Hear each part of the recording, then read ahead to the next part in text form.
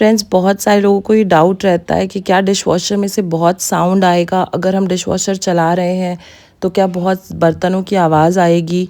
तो आज मैं आप लोगों को साउंड सुनाऊंगी कि जब डिशवॉशर चल रहा है तब किस तरह की नॉइज़ क्रिएट होती है। तो क्या ये बहुत ज़्यादा इरिटेटिंग हो सकती है आपके लिए या आपको कोई भी डिस्टर्ब कर सकती है। तो चलिए मैं डिशवॉशर बंद करती हूँ और अब मैं आप लोगों को एक्चुअल साउंड सुनाऊंगी।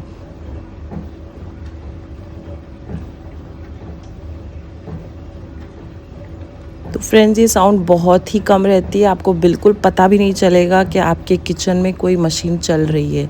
वीडियो हेल्पफुल लगेगी तो लाइक शेयर सब्सक्राइब करें। Bye bye.